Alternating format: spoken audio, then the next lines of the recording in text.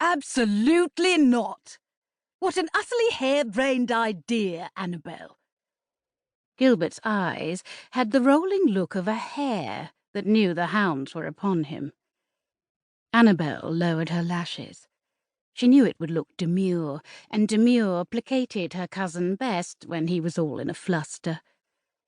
Of all the types of men she had learned to manage, the ignorant yet self-important type was not exactly the most challenging.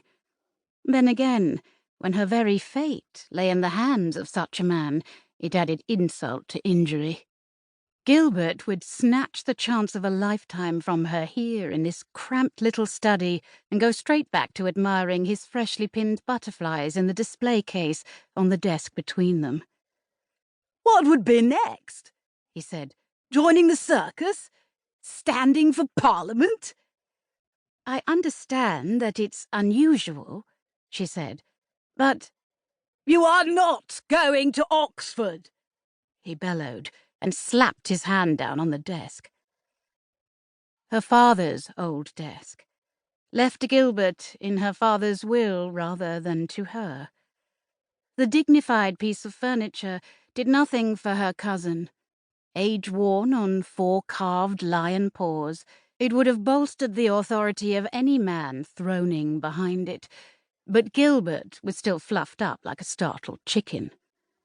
Well, it was understandable that he felt ambushed. She had surprised herself. After 5 long years as Gilbert's maid for everything, she hadn't expected to feel a yearning urge ever again. She'd kept her head down, her feet on the ground, and had accepted that the parish borders of Chorley Wood were the boundaries to her dreams. And then the news that Oxford University had opened a woman's college had slammed into her chest with the force of an arrow. She had wanted to ignore it, but after barely a week, her self-control, so laboriously acquired, had crumbled. But surely this was not just a case of her wanting too much. Who knew for how long Gilbert's ramshackle household would stand between her and destitution, between her and a position where she was easy prey for a lecherous master? During the day, she went through her routines like an automaton.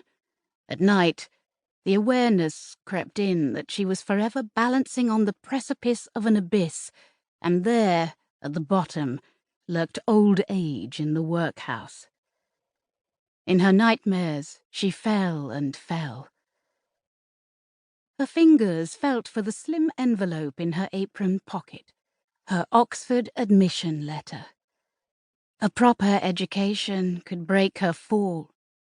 This conversation is over, Gilbert said. Her hands knotted into fists. Calm, stay calm. I didn't mean to quarrel with you, she said softly. I thought you would be delighted. A blatant lie, that. Gilbert's brow furrowed. Delighted? Me? His expression slid into something like concern.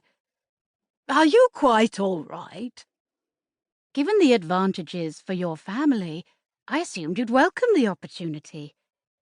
Advantages? I apologize, cousin. I shouldn't have wasted your precious time. She made to rise. Now, don't be hasty, Gilbert said, waving his hand. Sit, sit. She gazed at him limpidly. I know that you have great plans for the boys, she said, and an Oxford-certified governess would help with that. Indeed, I have plans. Sound plans, Gilbert clucked. But you already know more Greek and Latin than is necessary, certainly more than is appropriate. And 'tis well known that too much education derails the female brain. And where's the advantage for us in that, eh? I could have applied for a position as governess or companion at the manor. This was her final shot. If mentioning Baron Ashby, lord of the manor up the hill and owner of their parish, did not move Gilbert, nothing would.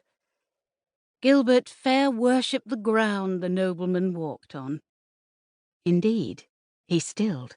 She could almost hear his mind beginning to work, churning like the old kitchen grindstone. Old, because Gilbert never had enough coin to maintain the cottage. A logical consequence when his small salary for ringing the church bells remained the same while his family steadily grew.